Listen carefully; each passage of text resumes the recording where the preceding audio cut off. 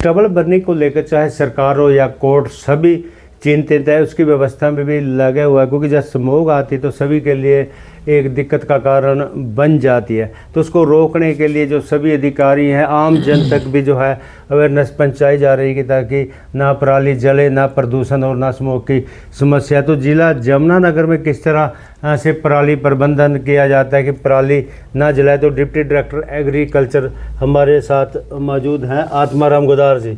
Sir, आपका Indian news Haryana में स्वागत है। तो किस तरह के प्रयास जारी है आप? धन्यवाद जी। हमारा अब की बार यमुनानगर ज़िले में 2,10,000 एकड़ में धान की बिजाई की गई थी, और जैसे हमारा सीज़न शुरू हुआ सितंबर माह में ही हमारे माननीय उपायुक्त महोदय कैप्टन साहब ने और हमने मिल के एक प्लान तैयार किया था कि अब की बार हम किसानों को पराली नहीं जलाने देंगे, जो भी किसान जलाएगा उसके खिलाफ़ कार्रवाई करेंगे। तो इसके लिए सबसे पहले हमने एक अवेयरनेस कैंपेन चलाया, जो कैंपेन गांव-गांव में गए, हम किसानों से मिले, जाके एक एक किसान को हमने टंटोला, भाई आप क्यों जलाते हो पराली, इसके क्या आपको नुकसानों का पता नहीं है, क्या आपको फ़ायदे का पता नहीं है।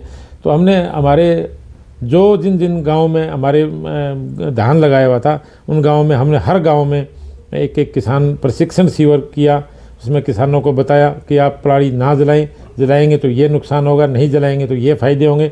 अगर आप पराली ना जलाकर अपने खेत की मिट्टी में मिलाते हो तो आपके खेत की उपजाऊ शक्ति जो है वो बढ़ जाएगी, और आने वाली फसल है उसमें आपका कम खर्चा होगा और उत्पादन आपका ज़्यादा होगा। तो ये चीज़ें कहीं ना कहीं हमने बहुत अच्छा कैंपेन चलाया, तो इसका रिज़ल्ट निकल के आया। और हमने किसानों को पराली के बेल बना के बेचे जाए, बेल बनाने के लिए बेलर भी हमने सब्सिडी भी दिए। काफ़ी दूसरे यंत्र जो स्टार रीपर है, कटर है, आपका सुपर सीडर है, हैप्पी सीडर है, ये यंत्र भी हमने किसानों को सब्सिडी 50% सरकार ने दी है, उपलब्ध करवाए हैं काफ़ी, ताकि किसानों को किसी तरह की दिक्कत ना हो।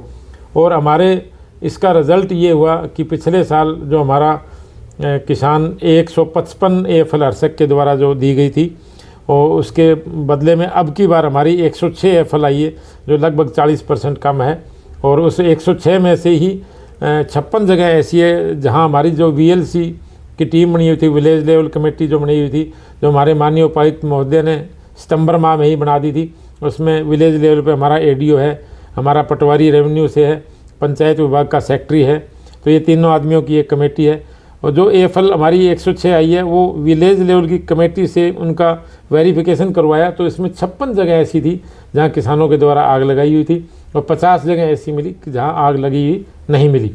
गलती से हर्षक के द्वारा कहीं किसान ने अपना चूल्हा जलाया हो, उसकी भी आ जाती है कई बार, तो वो कुछ गार्बेज में भी आई। और उन 56 जगह में से हमने 40 किसानों के खिलाफ FIR दर्ज करा दी, क्योंकि सुप्रीम कोर्ट का आदेश आया हुआ था अब इनके खिलाफ FIR पुलिस करेगी। तो हमने हमारे पुलिस कप्तान साहब को लिखा और उन्होंने 40 किसानों के खिलाफ FIR कराई, और 1,40,000 रुपये हमने उन किसानों से जुर्मानों के तौर पे वसूल किया है। और जो हमारा कैंपेन चला, किसान काफ़ी उससे सीखने को किसानों को मिला, किसानों में जागरूकता आई। उसके बदले पिछले बार हमारे यहाँ 34,000 एकड़ ऐसा एरिया था जिसमें किसानों ने पराली ना जला के मिट्टी में मिलाया था, उनको 1,000 रुपये प्रति एकड़ के हिसाब से एक प्रोत्साहन राशि दी जाती है। वो बढ़कर इस साल हमारा 90-95,000 एकड़ एरिया ऐसा हो गया कि किसानों ने ऑनलाइन पोर्टल पे अप्लाई किया और अपने खेत में पराली जलाई नहीं, और वो हमने VLC से हमारा वेरिफिकेशन करवाया। तो 90,000 प्लस एरिया ऐसा था जो किसानों ने इन सिटू मैनेजमेंट किया, यानी कि पराली को खेत में ही काट बाढ़ के मिला दिया। तो उनको 1,000 रुपये एकड़ के हिसाब से किसानों को प्रोत्साहन राशि दी जाएगी। तो इसी सब के चलते हमारा काफ़ी अच्छा रिजल्ट आया है, और अगले साल भी हम ये सोच रहे हैं, क्योंकि इस साल हमारे पास 4-5 कंपनियां थी बेल खरीदने वाले कम थे, तो जो किसान बेल बना रहे थे उनको कहीं ना कहीं दिक्कत आ रही थी बेचने की। तो अब की बार फिर हमने किया कि अगले बार हम ज़िला यमुनानगर में 20 से 30 कंपनियां ऐसी खड़ी करें, और काफ़ी कंपनियों से हमारा टाई अप भी हुआ है, हमारी बात भी हुई है कि अगले सीज़न में हम ये पराली खरीदेंगे।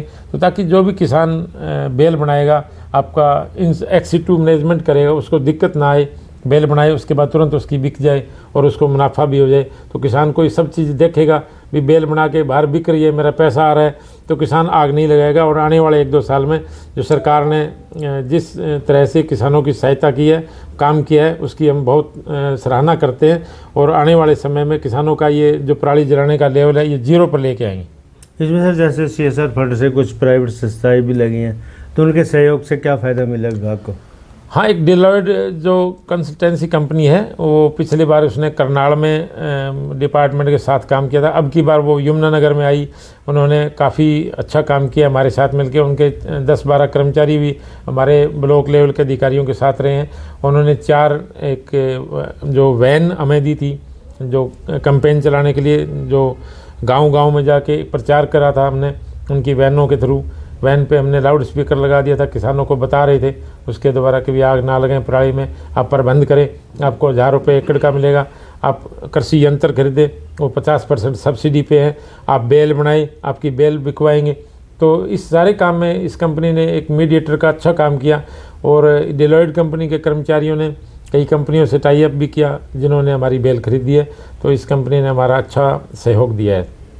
धन्यवाद सर। ये तो हमारे साथ आत्माराम गोदारा जिन्होंने बड़े विस्तार से बताया कि पराली ना जले, प्रदूषण ना फैले, तो उसके लिए हरियाणा की हालांकि कोर्ट भी तारीफ कर चुका है। उसके बावजूद इनका ये कहना है कि वे 0 लेवल पर लेके आएंगे कि एक भी आदमी ऐसा ना बचे जो पराली जला दो। यमुनानगर से देविदास शारदा, इंडियन न्यूज़, हरियाणा।